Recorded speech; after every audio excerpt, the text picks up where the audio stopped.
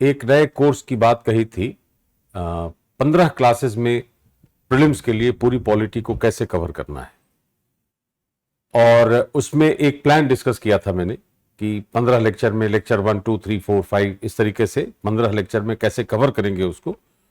और उसमें एमसीक्यू भी होगा, मल्टीपल चॉइस क्वेश्चन हर चैप्टर के साथ होगा, पीवाईक्यू की एनालिसिस भी होगी, और उसके आधार पर हम तैयारी कैसे करेंगे इस पर एक वीडियो बनाया था मैंने, जो आपने देखा भी होगा।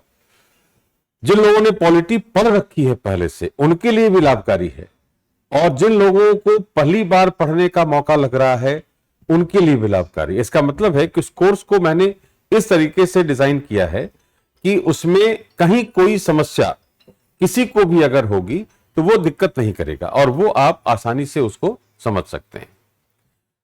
उसी क्रम में एक दो बातें मुझे और बतानी है जो मेरी टीम से मुझे जानकारी मिली है उसके आधार पर। वो क्या है कि हम लोग इस पूरे लेक्चर प्लान में, एक तो मैंने कहा था कि डाउट क्लियरेंस सेशन रखेंगे, एक तो वह है। दूसरा क्या है कि मैंने अपनी टीम को यह कहा है कि जो लेक्चर ऐप पर अपलोड होना है वो रोज नहीं हो। 15 लेक्चर है तब तो आप एक ही दिन में देख सकते हैं उसको, 2 दिन में देख सकते हैं, लेकिन इसका पर्पस वो नहीं है। The purpose will be defeated. The idea behind this course is something different. वो डिफरेंट क्या है कि एक लेक्चर देखा, उसकी समझ विकसित की, उसके क्वेश्चन सॉल्व कर लिए, पीवाईक्यू की एनालिसिस कर ली, और तब दूसरे लेक्चर पर शिफ्ट किया। इसके लिए कम से कम 2 दिन का गैप अवश्य होना चाहिए लेक्चर देखने के बाद दूसरे लेक्चर तक पहुंचने के लिए। इसलिए यह कहा जा रहा है कि वो 2 दिन के अंतराल पर वो अपलोड किया जाएगा लेक्चर, और उसके हिसाब से you can give me the feedback. जो आपका डाउट्स है you can send me the doubts, you can talk to the person concern, you can directly call me, you can send your doubts directly to me, वो आपको जानकारी दे दी जाएगी। दूसरी एक और इसमें बहुत महत्वपूर्ण बात है कि पढ़ तो लिया, लेक्चर समझ में भी आ गया, नोट्स भी हो सकता है कुछ लोगों ने कुछ लोग बना ले सकते हैं या बनाया होगा।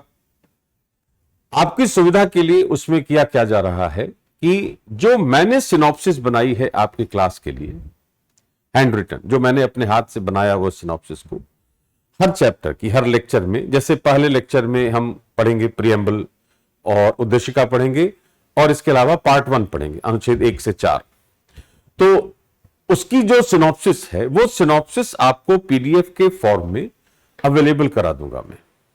जैसे मैं उसकी एक झलक दिखलाता हूं।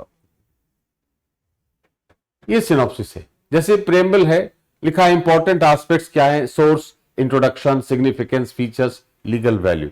अब जैसे सोर्सेज हैं तो लिखा ऑब्जेक्टिव रेजोल्यूशन, उसका कंटेंट क्या है, ऑब्जेक्टिव रेजोल्यूशन में क्या कंटेंट है, अगर हमने आयरलैंड के कॉन्स्टिट्यूशन से कुछ लिया है तो वह क्या है, अमेरिकन रिवोल्यूशन से, फ्रेंच रिवोल्यूशन से, रशियन रिवोल्यूशन से क्या लिया, इंट्रोडक्शन क्या है, इंग्रेडिएंट्स क्या है, सिग्निफिकेंस क्या है प्रेम्बल का, केस लॉज इसमें कौन सी हैं, फीचर्स कौन से हैं, फिलॉसफी क्या है इसकी, अमेंडमेंट हो सकता है या नहीं। इसके अलावा इसके जो कमिटमेंट्स हैं कि वी द पीपल, हम भारत के लोग, संपूर्ण प्रभुत्व संपन्न, समाजवादी, पंथ निरपेक्ष, लोकतंत्रात्मक, गणराज्य, इससे संबंधित जितने भी ऐसे आयाम हैं ये इसमें ऐड होते जा रहे हैं।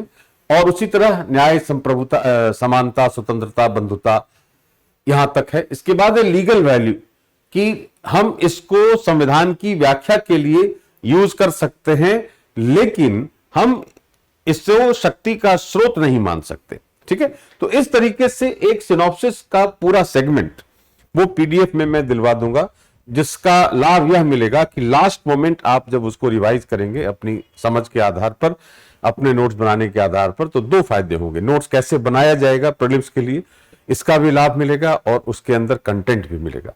मुझे लग रहा है कि यह कोर्स निश्चित रूप से आपके लिए लाभकारी होगा। धन्यवाद।